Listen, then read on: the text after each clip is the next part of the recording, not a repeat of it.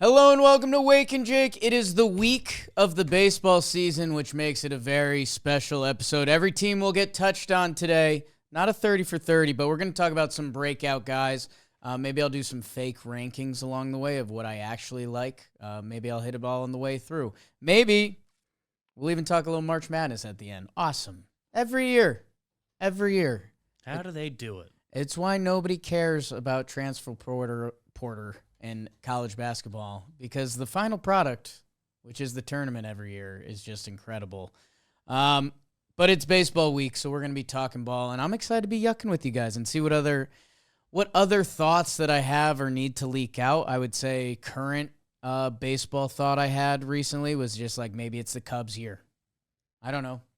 I know that's not unique or anything, but I was just like, damn, that lineup every day. Like, what if all the reason they like Bregman are real? That he's like the missing baseball rat. And it's just infectious because the rest of the team's amazing. Like, when's the Bregman PCA article coming out? Like that. Don't need it. When's the PCA Bregman article coming out? That's what I would say to you. Gave me a really big hug. It was on social media. Pretty nice to have. They're if you're looking for a read along, our friend that's not our friend yet that we said we're going to befriend, Kylie McDaniel, wrote an article on ESPN, almost a couple weeks old now, but it was 30 breakout stars on 30 teams. So we're going to get to every team, and I'll kind of have an instant reaction to each. I mean, there's not going to be a lot I disagree with. He does have a mix of major league dudes in there that sometimes I have a problem with that because it's so hard to become a major leaguer that, I don't know, if you've shown me a certain amount at the MLB level, I guess there is another level of breakout to that. So I'll figure that out on the fly with you. And I'm just excited for ball, man. I mean, the WBC was electric, but spring training felt like it didn't exist. And I feel, hand up, I'll still be honest with you guys, I feel pretty lost in a lot of spring training storylines. Like, I know Connor Griffin got sent down. I don't think a decision's been made on McGonigle yet for Detroit. There was another one, JJ Wetherholt. They haven't made a decision yet for St. Louis. So, like, again, those are just prospect decisions, and I know we're also just getting some frills of this guy made the team, this guy didn't make the team. Hyun-Sung Kim. Dodgers hate playing him. Whew. Had a nice spring, too, I think. I still feel like I'm getting caught up on spring training. A lot of the stuff is around the edges. Randall Grichuk making the Yankees. Shout out to our guy. That, I don't know, don't seem like game-changing moves as of now, but maybe we're talking differently about a lot of those decisions come the end of the year. And including my Yankees, there might be some funny business as they have a lot of off days to start the year that a few people have been messaging me like, wait, Yanks are going 4-man rotation? Yeah, I'm interested to see what it looks like because Luis Heel would be the odd man out, but he's probably still on the team in the bullpen, which is he still throwing innings or is he not because he has an option? We haven't done talking Yanks yet. That are they just going to use that to keep another reliever for a week? That I'm sure your team is doing some of that. And if there's any spring training comments about your team, leave them below, or conversation that is being missed. Because, the WBC just dunked on spring training this year. Yeah. And I'm cool with it. Everybody's fine with it. It's just, it felt very different this year, caring about WBC. Because even last WBC, it was kind of like the Trout-Shohei game. Wasn't the start. It was like when we like got to the elimination rounds and all that is when it went. But like pool play, people who were into it obviously felt the juice of that. But so with that, people, baseball is pretty much here. We'll be live streaming Wednesday, Talking Yanks channel. Holy cow! And then full opening day Thursday. So with that, let's find out the breakout guys for this 2026 season. Sounds like a fake year. My guy Kylie McDaniel went in order by division, which sometimes on this show we do that. Sometimes we go alphabetical. Depends where we're clicking. He starts out AL East, the Baltimore Orioles. And he starts out with my guy, Samuel Basallo. When I say my guy, I mean we are friends on Instagram. If you remember, he got his contract extension. I did DM him congratulations, unread. So I don't know if he's running his Instagram. I don't know if it's an agent. I don't know if he fat thumbed me one day, in the Instagram sense. And Kylie lists this out great. Again, go check out the article, 2026 Breakout Stars, Kylie McDaniel. The other option for the Orioles would be Coby Mayo, who's kind of slotted in to get third base. But they've got some interesting, like, when is Jackson Holiday going to come back? If you want to go hot take, you go Blaze Alexander. Their rotation is surprisingly established. Trevor Rogers, Kyle Bradish, Boz, Bassett, and Eflin. Like, I could give you a whole Shane Boz speech because I do believe in him. In a way, he could be a breakout, like, all-star pitcher this year if it all comes together. Otherwise, on that team, like Dylan Beavers, who we liked last year, is he fighting for playing time right now? Orioles kind of with a lot of established dudes coming out of that baby birds phase. There's only so many guys you could pick. That Basallo's supposed to be the guy, still considered like a top 5 prospect in baseball, has some baby Devers to him. That comp isn't a me thing, that's out there. And you watch him once and you're like, oh yeah, that's a left-handed body type that knows how to hit baseballs. That for Basallo, it's just a matter, is it going to click this year or is it going to click in a later year? Because I think it's going to. And just a reminder, he is the guy that they like paid. Like, I know it's probably only Arb or maybe 1 year after, but he's the guy that the Orioles locked up. So they believe as much as other people. What's that mean? The Boston Red Sox. Kylie throws out Johan Oviedo, which I think I'd throw a slight challenge flag because Oviedo has pitched a little bit at the big league level and shown some signs. When the Red Sox brought him in and he's in the rotation, I mean, they clearly look at him. I watched one of his spring training starts. The stuff and the look passes the eye test. Listed 6'6", 275. Johan. Coming at you. And this is where, in his big league career, he's got 81 games, a 4.24 ERA. Last year, he had nine starts to a 3.57. So, this guy has pitched at the major league level. It's just if he has a full season, what could that look like as a guy that's been a little under a strikeout an inning, although last year he was above that. So I see what Kylie's going for. In my world, I just think of him as a major league player that I would point to the young pictures. I don't know if it's earlier Tolley, who also gets referenced in the article. Right now they're fighting for time on that Red Sox staff, which, again, scary thought if you're an AL East person or if you're an AL team. When we did the position units, the Boston Red Sox graded out really well preseason-wise, outfield, starting pitching, and relief pitching. Pretty impressive. That the Sox might really be here this year. I would probably point to Tolley. God, Connolly Early showed something in that postseason game. Give me Connolly Early preseason breakout Sox.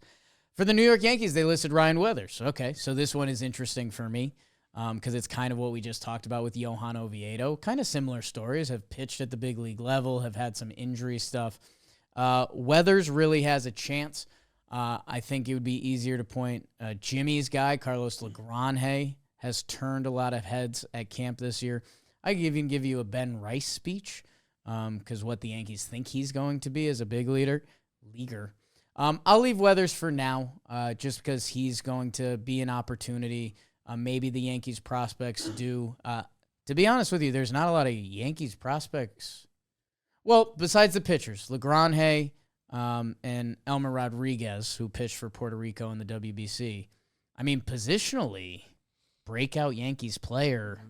The position player prospects they have actual stock in are guys like this year's not the year. Yeah. At least at this level. Okay, so I'll let it ride, and I don't know, like it's similar to Oviedo that maybe I just should not question Kylie McDaniel ever again. The Rays was kind of surprising. Well, actually, the answer is not surprising. It's Chandler Simpson, and I think that should stay the answer. It was interesting going up and down the Rays roster that there's options. And I even tried to talk myself into shortstop prospect Carson Williams. Went to look at the stats, and I didn't see what I wanted to see. That for the Rays, you'd really be looking at Ben Williamson, who came over in that three-way trade, who was the Mariners' third baseman. He's currently listed as the Rays' second baseman, so maybe there's something there.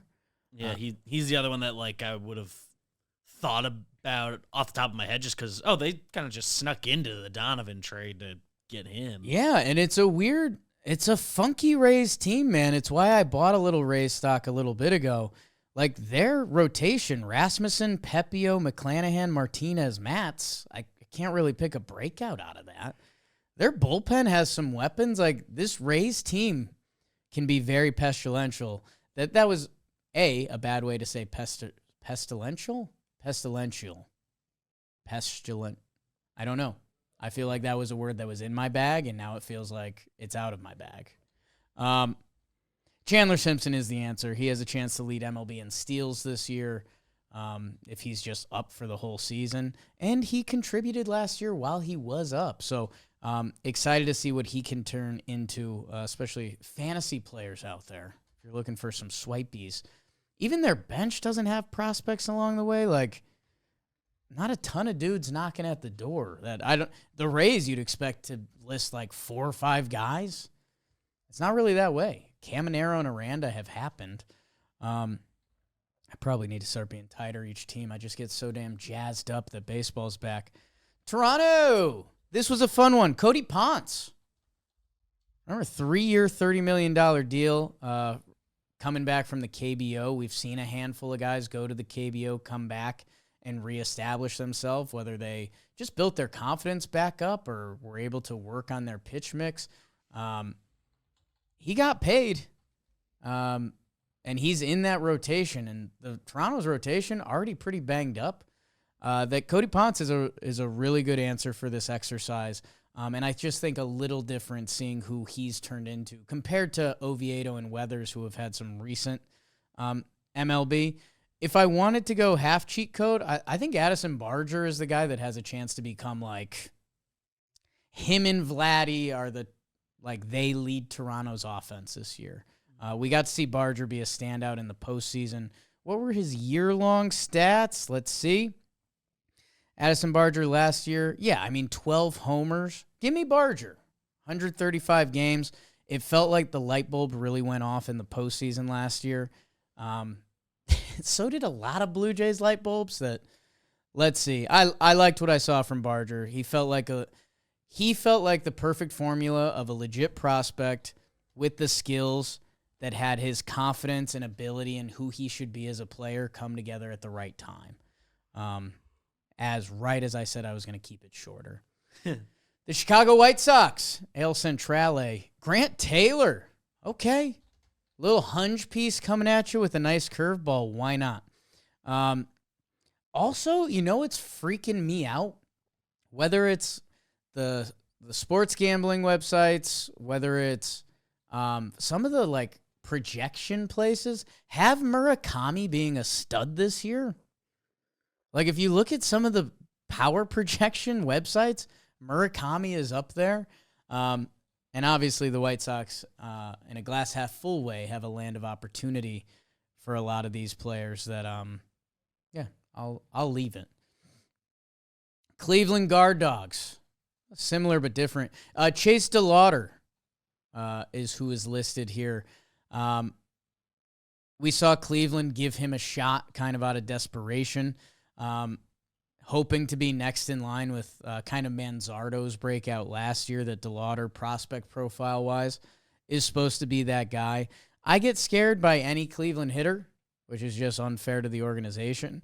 That right now I think the safer bet would be someone like Slade Ciccone, who I'd have to look at last year's stats. Parker Messick, also listed in the article.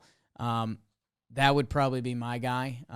25-year-old lefty, top 100 prospect, Cleveland. That has all the makings of Parker Messick breakout happening on your fantasy team. Detroit Tigers. Kevin McGonigle. I fell in love with the kid watching him this spring training. A 5'9", 5'10" on a good day. Number one prospect or number two, depending if you like our guy in Pittsburgh as well. Connor Griffin didn't make the team, and we still don't know on McGonigle. Let's see. I'm all in. Like that. Yes, if you're writing the article and you're trying to inform the people, that's where it should stop. Because I think he's got a chance to be special. And if he is, Detroit that already has one of the better ceilings going into this season, like Dylan Dingler kind of happened. Colt Keith, you could also list if you really think he has another level to his game. Otherwise, these Tigers are pretty established, man. Skubal, Framber, Flaherty, Verlander, Mize. I guess if you had Mize last year. Parker Meadowhive, raise up. Again, follow Big Bro Austin on Instagram. He's making some content, people. Kansas City Royals, and maybe this is where I can make up some time. Kylie McDaniel says it. Jac Caglianone, he said this was his easiest pick of the exercise. I could give you a Carter Jensen speech, the young catcher who might be rotating in with Salvi and DHing a little bit. But yeah, if Jac Caglianone happens, which we saw a little bit in the WBC, that changes the Royals' whole outlook for this year. Big boy. Looked the part. Big body. Twins, man, he lists 3 pitchers, which, okay, challenge flag. Taj Bradley, Mick Abel, and Connor Prelip. I'd have to ask Trev for the scouting report there. I know we bust Trev's balls here because it's easy to do, but the Twins are in a weird spot right now. Luke Keeschel, I guess I don't know. Sometimes I forget that we live in a baseball bubble a little bit. That if you're listening to this Wake and Jake, you probably know who Luke Keeschel is. But he played last year. He looked the part. He played really well. Got hurt. He's 23 years old. I think he would be the guy I would highlight in this exercise. 3 pitchers illegal. Seems like if you couldn't pick between the 3 pitchers, and maybe Kylie's down on Keeschel. But. Yeah, I mean, maybe Kylie's not in the Keeschel hive, and that's okay. I'll let him do his thing. But, if you listen to our episode, Jolly was. And 49 games, Keeschel played really well. But, let's do that over 130. And let's see what that feels like. Tristan Gray, sure. The AL West. The Athletics. Feels like their whole lineup has happened, although Max Muncy. Luis Morales. I don't have the full scouting report. I'll let us learn along the way. I don't know. Sounds like a pitching prospect. Kylie McDaniel says looking for his 3rd pitch. I don't know. If anyone breaks out in that Athletics rotation, it is going to change the landscape of the AL West and maybe the AL, because I think the lineup legitimately is going to be top 5-ish. Crazy. The Houston Astros, Mike Burrows mentioned. He was my guy in their 3-way trade that I kept saying is going to be the sneaky, when you look back at the trade in 3 years, you're going to be like, how did the Houston Astros get the best part of that deal? But again, how I told you guys how I was approaching the exercise, I would almost have him as illegal points. Like, he pitched last year and was solid. For Houston, for me, it's always been the outfielders and how they view it and how is it actually going to happen. I can't pick, and if you guys know more than me, comment below. Leader in the clubhouse, Joey Loperfido, who they traded away and then traded back for. That tells me they like Joey Loperfido, and they're looking for lefties to be in that lineup. The other thing is they traded for Cam Smith in the Kyle Tucker deal. He got out of the gate well, then really struggled. He's currently listed as a starter. The other guy is Zach Cole, who's a top 100 prospect, a higher-up prospect in their organization. Got some run last year and was good. I'm going to use my Kylie McDaniel tap out. I'll just say any of the outfielders. There's at-bats to be had for a young guy. If one of them starts playing well, they can play the whole year. They're all 26. Joey Loperfido's birthday is coming up. 26 or younger. That I don't know. Loperfido, that one reeks of the Astros thinks it's in there. Watching him play a few times, I liked what I saw, but I mean, to put it together for a full season, I mean, what are even his closest? Loperfido. Oh, where was he on Team Italy? Feels like a no-brainer. From New Jersey. Went to Duke. Team Italy. Had a nice spring training. Yeah, and I mean, 2024 was his rookie year. He played 81 games. Last year in 41 games, he raked. The problem was everyone on Toronto raked last year. So I love my pick. Lock it in. Joey Loperfido. He wins the Houston outfield race for me. Los Angeles Angels. George Klassen mentioned. Pitching prospect. I'm not as engaged on George Klassen as I'd like to be. That reaches a prospect depth I don't currently have. Number 3 on his top 10 list. Okay. Love that. Hoping to join by midseason. I need to do better with Swilly's Angels than that. They listen Reed Detmers, but in this house, we don't even count Reed Detmers. Kind of like happened. It happened as a reliever. It hasn't fully happened as a starter, and maybe it will at one point. If I could double up on Josh Lowe, close one. There's an argument he, as a ball player, has already happened enough, although he took a big enough step back. I loved watching him play, and he's a guy that I might have to just put in a bucket going forward of like, if you're that impressed by a guy, but then it hasn't worked for 2 seasons, Jake, maybe you need to move along just to make it through. 2 years, he has not been very good. He has dealt with some injuries. 2023, he was very impressive. I loved what I saw. The power felt different. He was on the ball comes off the bat differently team with Corbin Carroll and Shohei. That, hey, maybe he's in Anaheim. There's run to be had. They had a couple power bats break out. Joe Adell, Taylor Ward, like maybe he can be next on that. That I like him as a ball player. I'll lock that in, Janiel. Mariners, Colt Emerson, top shortstop prospect. I don't know, interesting, because J.P. Crawford, I believe this is his last season, that it might be, I could just see it as a year in waiting for Colt Emerson, although Cole Young has the second base job that if he were to slip up, maybe you tap him on the shoulder. Seattle's kind of another tough one for this exercise, man. They have a lot of major league talent all over the field. Is our guy, J.P. Crawford, starting the year on the IL? Shoulder soreness. But it looks like, again, they still have bench depth that they're not going to tap on Emerson yet as of least. That's not a phrase. Could you can zone if you wanted to?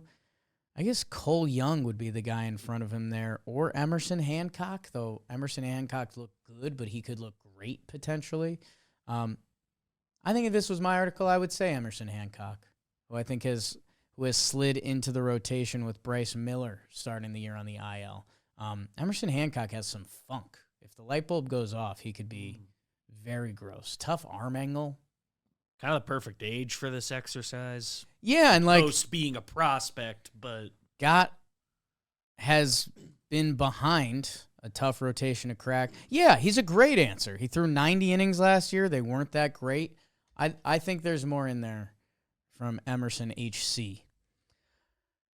The Texas Rangers, our last AL team. Carter Baumler. Rule 5 pick with late inning level stuff made available by the Orioles because he's dealt with some innings limits above high A ball. Wow. Kylie McDaniel in his bag. Second time I've said that phrase on here. Embarrassed a little bit. I don't know. Josh Young, I should be able to let go of at some point, but I'm not ready. I've just liked the way he's looked as a baseball player. Could you list Evan Carter, who in limited action was just good last year? Like, not over the top good, but good. Evan Carter, postseason hero, who's 23 years old. Like, I would feel comfortable putting that on my article. Could I make a Jack Leiter argument? Again, I think he already happened last year. I do think there's more in there. How about Andrew McCutchen on the Texas Rangers? Yeah, that stuck out. Some clubhouse vibes, huh? Him and Higgy and Zeke Duran on the bench. Like I knew factually that happened, but I like the look of that. Right, haven't seen it on Fangraphs yet. That's nice. A lot of guys. Texas should be good. Yeah. Jordan Montgomery's back. Is he back or he's not like healthy yet, but just at some point he will be. Right. And I like that. Rooting for him always. That's your ale. In the National League, the Braves, who got some bad news today. Spencer Strider starting the year on the IL. Hate that for them. They're already back in the injury bug. JR Ritchie. Wow. And hey, we wonder the story of a baseball season and what it's going to tell us. The Braves have some pitchers along the way. Didier Fuentes, who made the team. Jeff Passan tweeted about it. That's how you know it's good.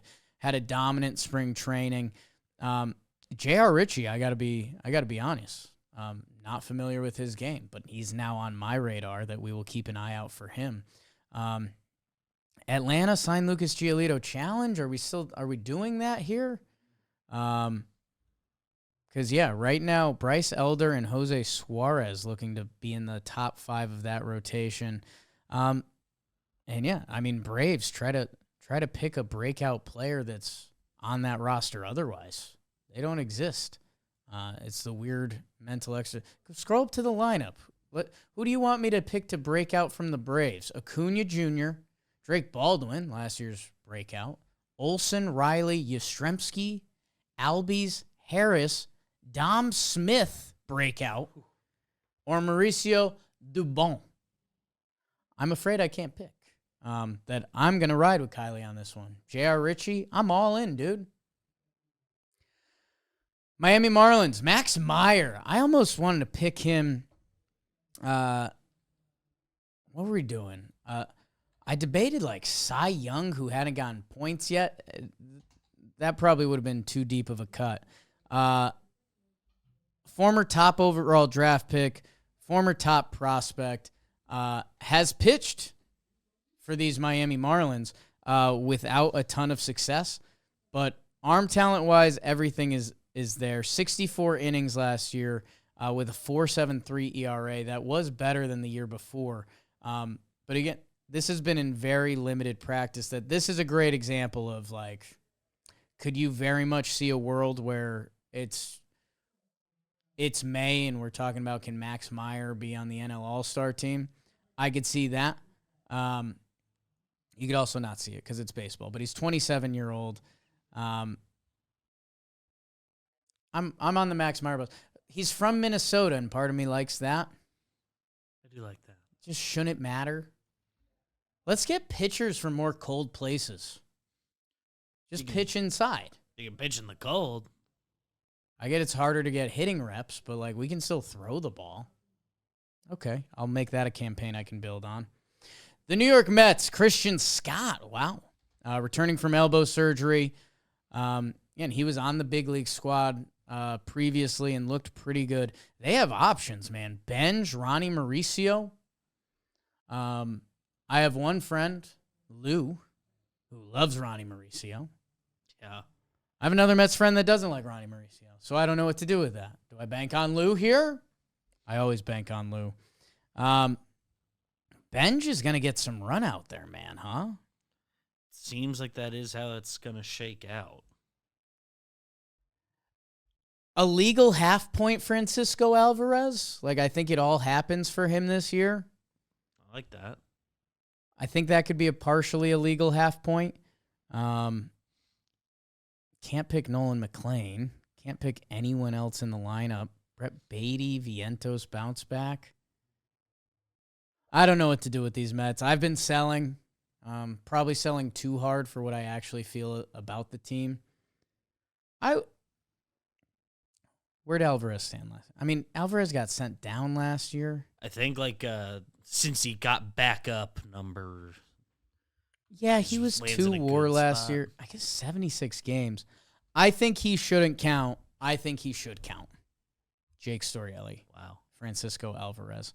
He hasn't gotten over 2 WAR in a season. Maybe that would be my argument.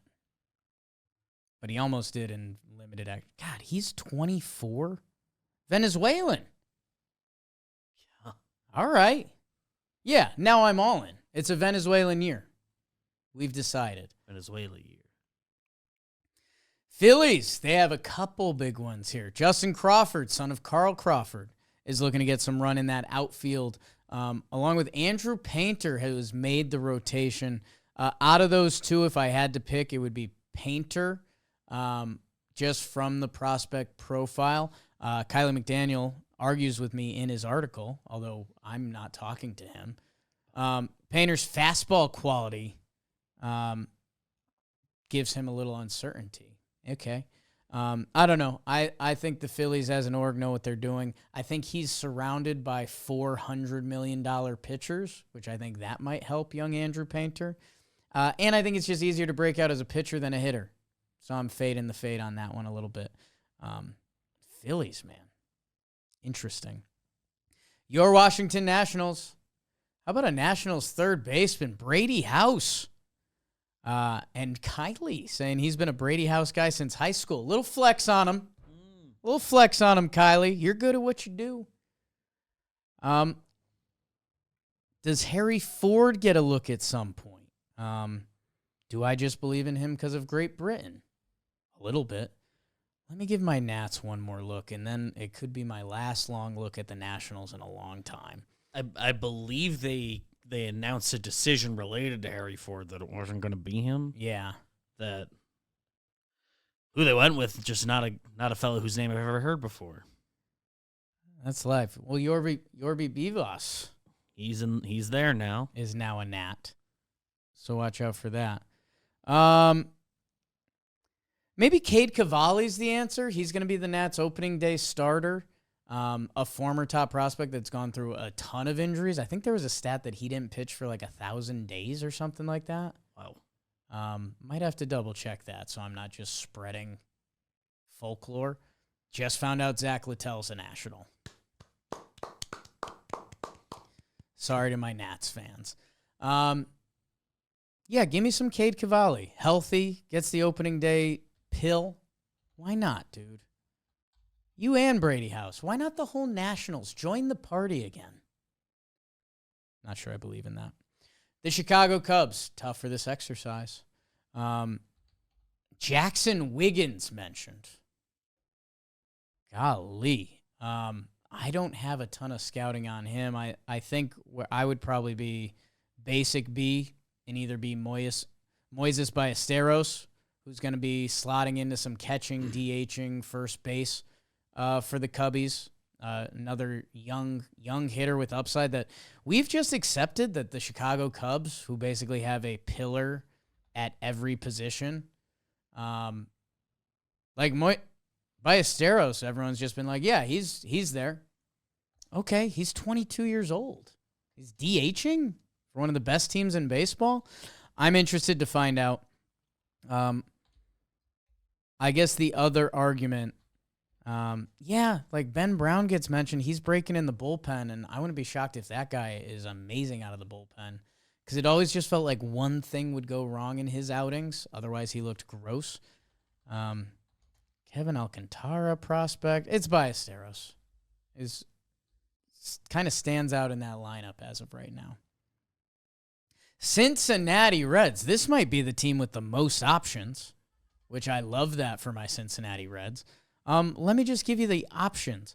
Matt McClain, would that count? I'd think so. Sal Stewart, who's listed in the exercise. Will Bent, Noelvi Marte, who you guys know I'm riding the hype train on the credence of looks like a ball player, which I'm not proud of, but I still need to believe in that if I need to wake up every day. The rotation, you could go Rhett Lauder or Chase Burns. Why not? This team has a lot of upside. The Reds, I feel like, have let us down in previous seasons. I'm a little nervous for Sal Stewart that Nathaniel Lowe's on the team. What if Nathaniel Lowe just had one bad year? Like, Nathaniel Lowe still has a pretty good baseball page. That's a pretty good hitter's park. This is a team that's been looking for any sort of consistency. I don't know. That just, my Jakey radar, something smells off there. I don't know if that's going to affect Sal Stewart tremendously. Maybe it does. Maybe it doesn't. And maybe I'm in my old head a little bit that Sal Stewart should get priority because he is the top prospect. And maybe he's just a guy. But I don't know. This is a team that's been hunting for offense. Gino came in at the buzzer for them. Gino came on for Venezuela. That goddamn guy. What if Gino's just getting comfortable? I know he's old, but what if Gino's just, the earrings, the hair, he's older now. He just hits dingers. I mean, he's always just hit dingers, but like, maybe he's the next old guy DH we've been looking for, that he's just about it. That'd be fantastic. That unlocks something. What if he has a Marcell Ozuna? Okay, this is interesting. We've stumbled into something here.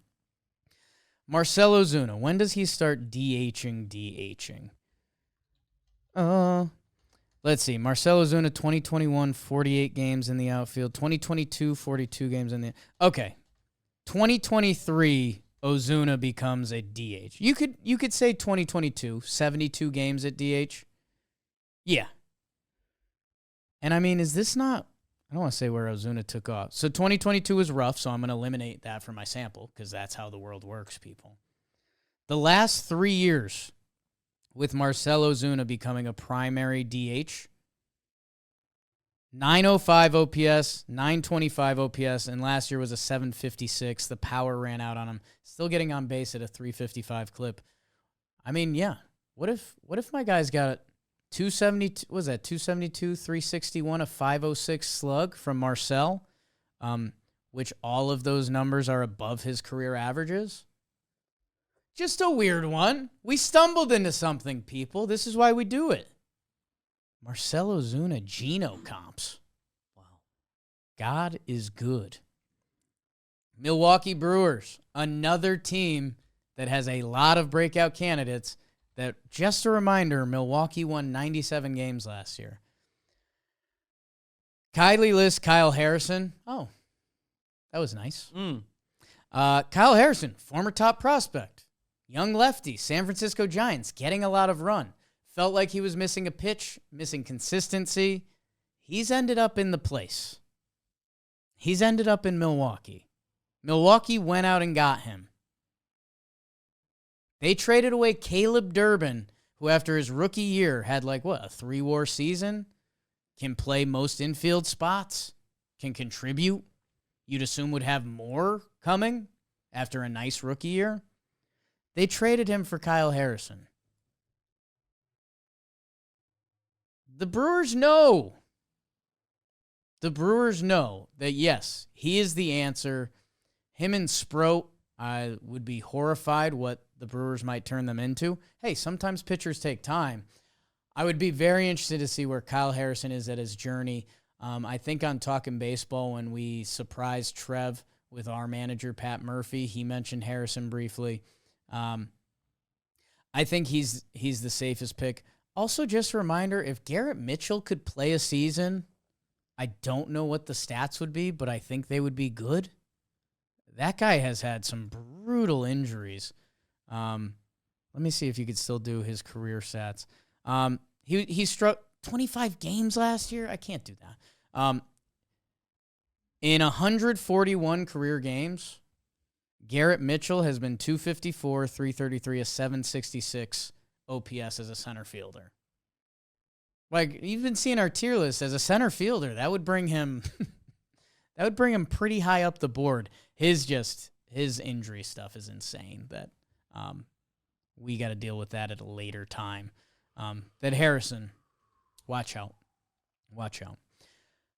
Pittsburgh Pirates, this is why we do it. Hunter Barco.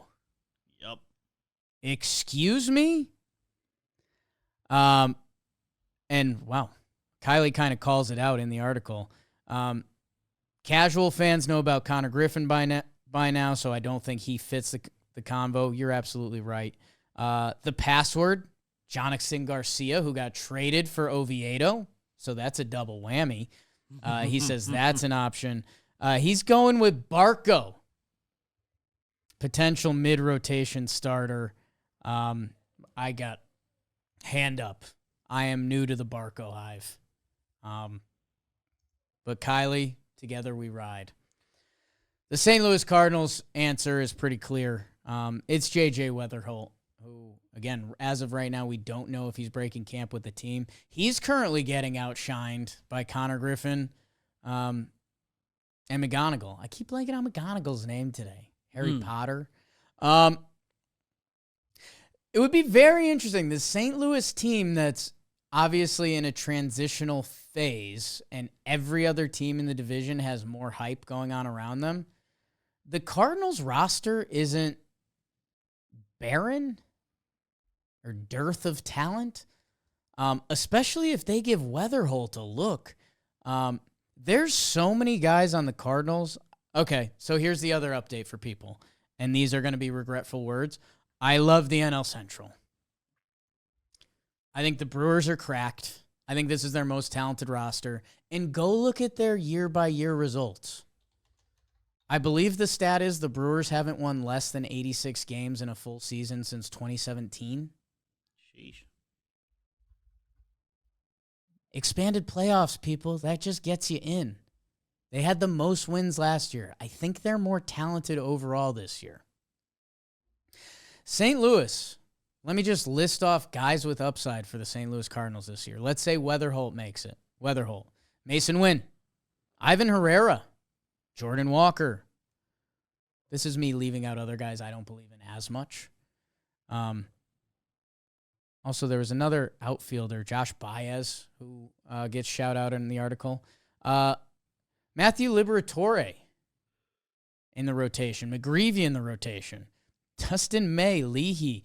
The problem is with the rotation, I don't think all four of them are going to break out. Their pitching has a chance to be very thin. But the Cardinals are getting treated as this, done team. They might not be. When I say that, I mean 500 ball. How about this? I don't like the Pirates much more than I like the Cardinals. I get it. And I hope it's horribly wrong.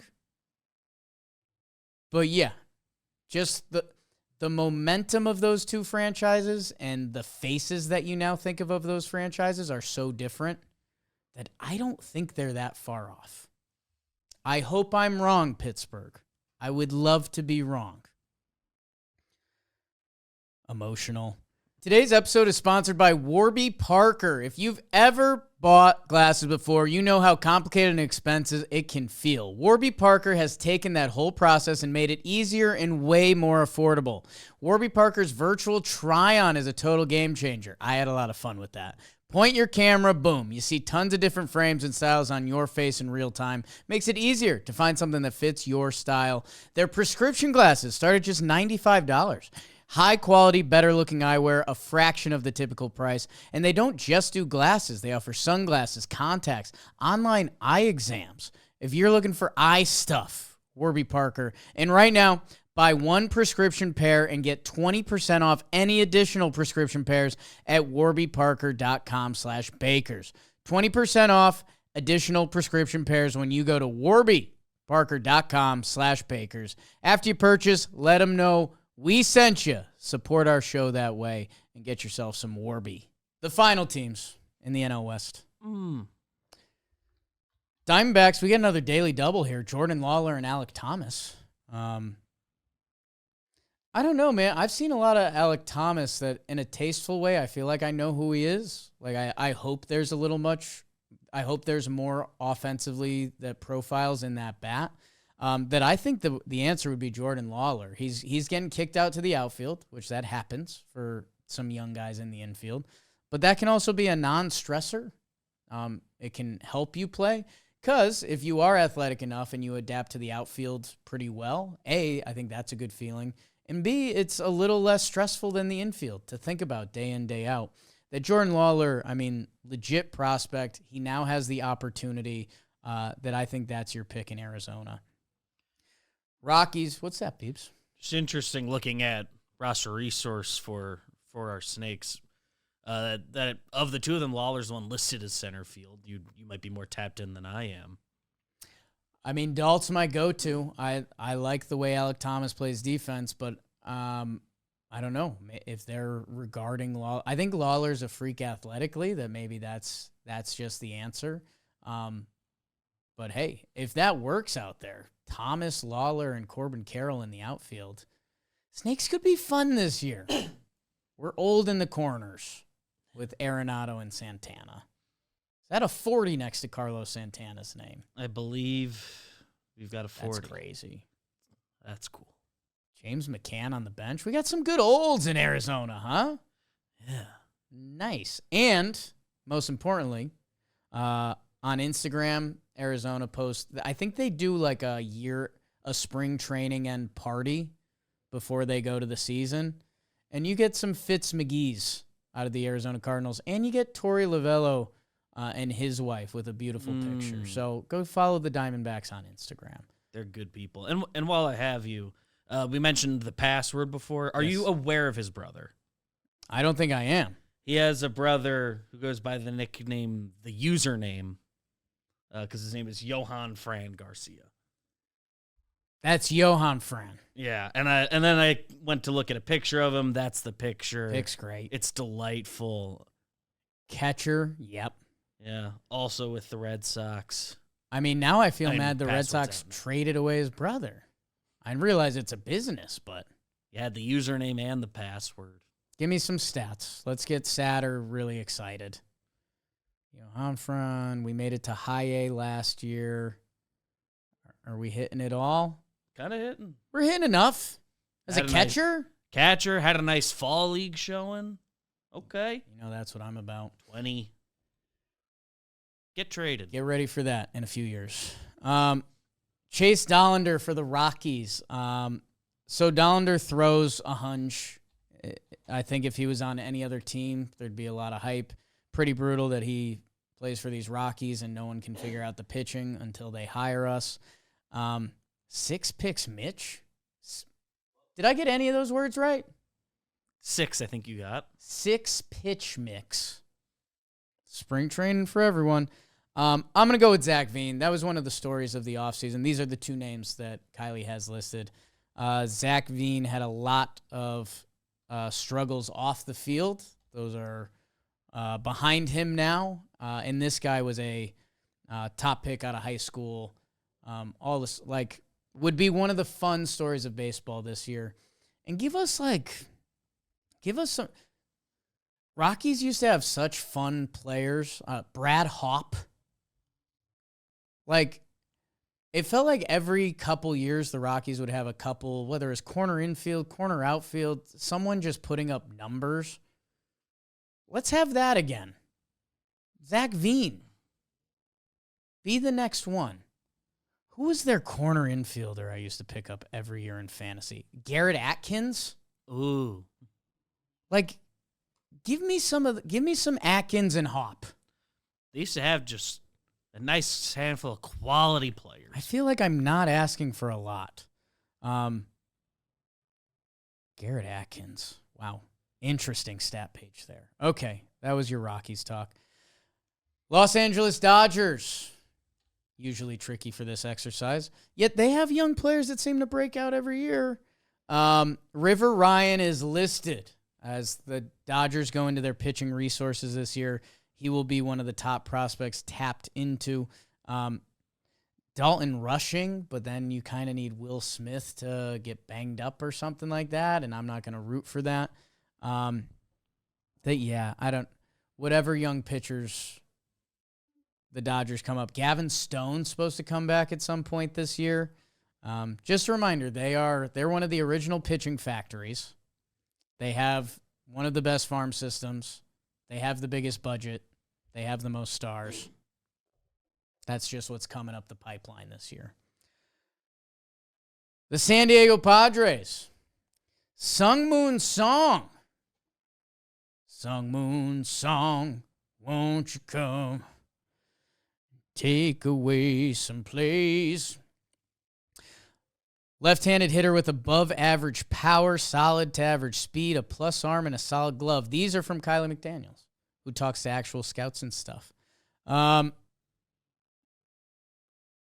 clue. I haven't watched the fella play. I'm excited to. That'd be a fun thing if you're getting into the Padres hype bandwagon this year, which you probably should. They've been a pretty good org, and they've added some fun things around the edges. Walker Buehler breaking camp with San Diego. I love it. They list more bullpen options to break out for them. I don't know how you do it in that bullpen. Yeah, the only real option is Sungmoon Sung, but I don't think he's breaking camp with the team. So, yeah, he's got a strained oblique since this article came out. Man. Herman Marquez, if we wanted to get funky. Mm-hmm. Like, he looked fine during the WBC. This is a tough one. Miguel Andujar again? Impossible. Your final team, the San Francisco Giants. One of the teams that's still tormenting me every day. I'm very worried's not the right term. Every opening day, I wake up and there's a team that I get obsessed with. I did it with the Baltimore Orioles last year. Killed them. The year before, I believe it was the St. Louis Cardinals. Killed them. I'm worried the Giants are going to be that team. You have options. Bryce Eldridge and Carson Whisenhunt are the two that jump out. The young left-handed pitcher for the Giants and the big old bopper in Bryce Eldridge. I've told you, with Basallo and Ballesteros and Eldridge, 3 young bloods who are supposed to be DHing, I don't love it. I just don't love it. But I don't know. I'm very this Giants season and having Arise listed as the second baseman. There's just going to be a lot of interesting things, and I actually don't think Eldridge is breaking camp with the team, and neither is Whisenhunt. That. Do I believe in Patrick Bailey? And offensively, I do not, people. I'm sorry. Landon Roop? Who are the Giants? Giants don't have a good option. Beebs, you tell me who should be a breakout player on the San Francisco Giants this year. I currently don't see a name. Yeah, I'm doing this by looking at ages. Like, Ramos is the right age, but he's kind of broken out. We kind of know. We know who he is. I'm not kind of crazy. A Brennan believer. Yeah, I mean, I'm happy. We know who Patrick Bailey is. We think it'd be like Landon Roop. Kind of wild. Roopy. Jose Butto in that pen. Spencer Bivens. Giants. And if Budo can be a reliever, I think he can. I Stuff's think he's interesting. good. He might be the answer. Brubaker's there. I guess we'll go with Carson Whisenhunt when he gets an opportunity. Tyler Fitzgerald, option to the minors.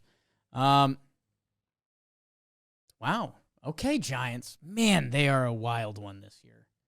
I want to be in so bad. I think I'm in. I think that's the secret. Your breakout player is... I got nothing. Whisenhunt. You win, Kylie. This is crazy. What a veteran-laden team. And I hope that's good news. Hayden Birdsong getting Tommy John. I hate that it landed there. Those are some breakout guys. Thank you for Kylie for leading us through and getting some of my opinions out along the way. Again, we're going to be heavy baseball Wednesday because that'll be Yanks opening day and then real opening day the next day. Let's do a little March Madness, and we'll just walk through it. Filled out the bracket live with you guys. One of my favorite games to play every year. Let's see. Things of note. Fun exercise.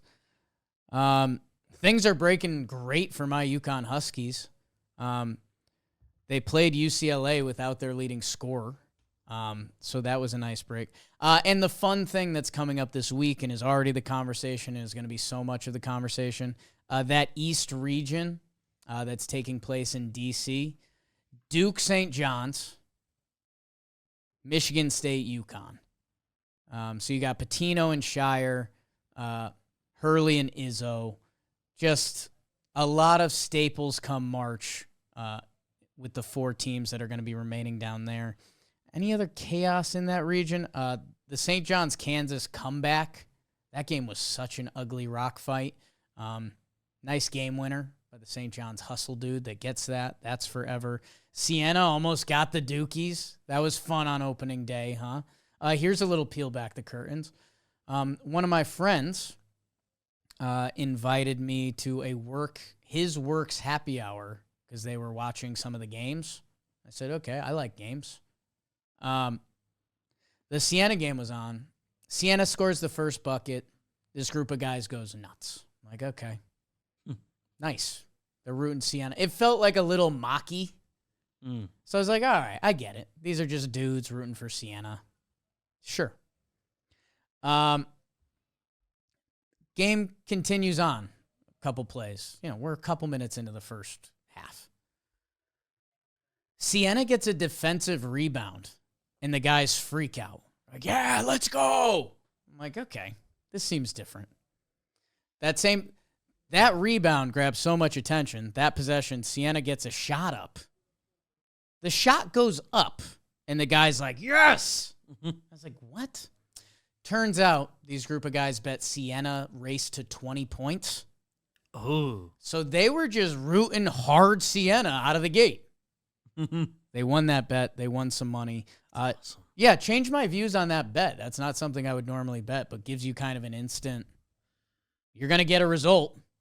Yeah, I had a buddy that said he and his friends would like every night NBA, like before they go out, hit like a race to 10. Whoever the underdog on that one is. Just instant, right? Race to 10. In the South region, the biggest news from yesterday, the Florida Gators get got by Iowa, 73-72. Buzzer beater. The kid who hit it's got a crazy story. Like his dad passed. He hits the shot. He points to his mom in the crowd. His mom's watching him play for like the second time ever. Just incredible. Only sports being the best reality TV can provide you. Florida was one of the heavy favorites amongst these 1 seeds. Like arguably, I don't know, probably the 3rd favorite team. One of the bigger bracket busters that happened that allows them, if you like corn, Iowa versus Nebraska in the Sweet 16. Winners going to the Elite 8 there. Let's see what else stands out on this side. The Illini have marched on pretty easily, and so have Houston. That's going to be a really fun game. Illinois has a really fun college basketball team. Page's kid is on it. They have a bunch of international dudes.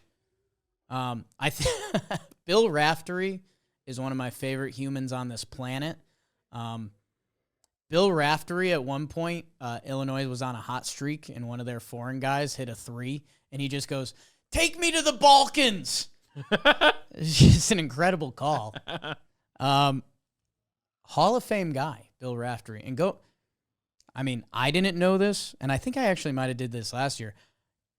He was like a hell of a basketball player, born in 43. He won Mr. He has been named retroactively. Okay, some funny business there. Mr. Basketball USA 1959. So when you see Bill Raftery, you kind of see the silly older guy that they joke about. He's supposedly a bit of a late night specialist. Doesn't mind a daiquiri at the bar. But yeah, this guy was a guy. Anyways, Raftery on the call is so good at what he does, being silly while mixing in information. Big fan. So I'm glad I got to do that. Let's see, anything else in the South? So that leaves Iowa, Nebraska, and Illinois, Houston. Like Illinois and Houston a lot more. But let's see how that... So that's going to be your messy bracket. I guess if Houston makes it out, it's not horribly messy. But, you got a chance for some real funny business as we're in this new age of college basketball and figuring out how these top seeds are going to operate. Where Jake did good, I'd say the Midwest bracket. Michigan, probably the second favorite in the tournament.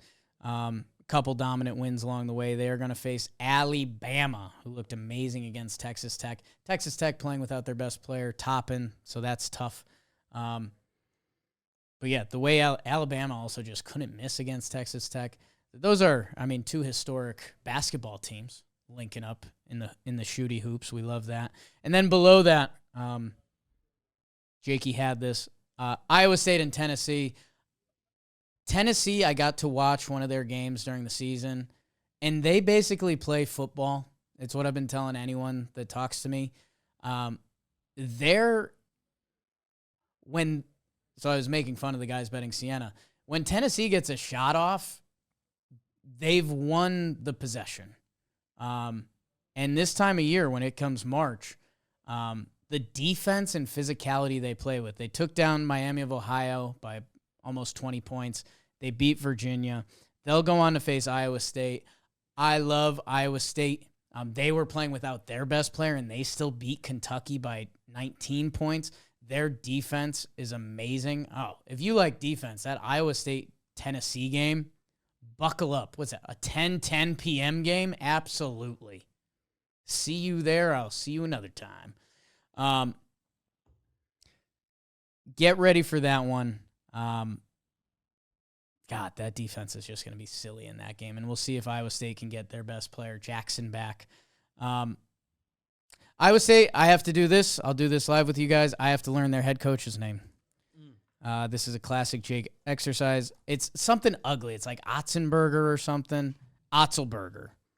I love his look. He's a little bit of a meathead with the hard line in the hair. You don't see that from a lot of basketball coaches.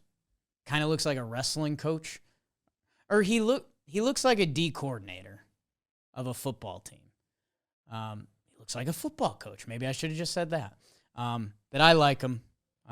The way they play is so aggressive and so fun. And then your final region in the West, Arizona has marched on. Although Utah State gave them a little bit of a scare, Arizona's who I picked to win the tournament. I think they're the best team. They're going to face Arkansas, who beats High Point. They score points, man. 97 against Hawaii, 94 against High Point. Acuff, if you're an NBA draft person, he is very high up on the draft boards and one of the most beloved guards, the way he plays. That him against Arizona could be a lot of fun.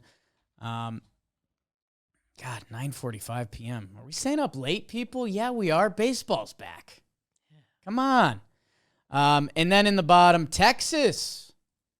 A little bit of the Cinderella so far. The 11 seed Texas, they took down BYU with DeBansta. This was my biggest miss because I thought BYU was going to do what Texas did. Texas went on. They beat Gonzaga. They'll go on and face Purdue, a very talented, experienced Purdue team. I still think that's lined up for Arizona-Purdue, which would be an awesome matchup in that region. I guess what has changed? Nice, Jake. I still like the draw for UConn. If UConn St. John's plays for a fourth time, watch out. You don't get that in college basketball a lot. Hey, they got to get past Michigan State. I'm daydreaming, but I like to because I'm a UConn fan. If you get Arizona Purdue, I think Elite Eight games, hot take, because they're more naturally in the tournament than the Final Four, like you're playing in these massive stadiums, the pressure of the Final Four. I think Elite Eight games, sometimes you get the best product. Might make that my thing. If you get Purdue, Arizona, I think there's also something to knowing if you know the team you're going to run into. Like, think about it. When you look at your bracket, you kind of run through your head, okay, if we make, like when Purdue saw their bracket, they were like, if we get to the Elite Eight, it's probably Arizona. And then after that, they were probably like, well, Arkansas is pretty good. If they make it, Acuff, like blah, blah, blah. UConn. Duke or St. John's. Duke and St. John's. Looking at UConn and Michigan State. Like, I think something about that builds up that the Elite Eight with that chance to go to the Final Four leads to the most electric action. Illinois-Houston might be the winner of the Sweet 16 games. That is going to be badass. All right, I'm just speaking in sports coolities because I like sports. Original AOL name was Sports Jake. Thank you guys so much. Subscribe, share. We'll be back Wednesday. Maybe some Jolly. Definitely some Ball because Ball will be back Wednesday night. Appreciate you guys. Subscribe, share, all that good stuff. We're through the off season. Love you.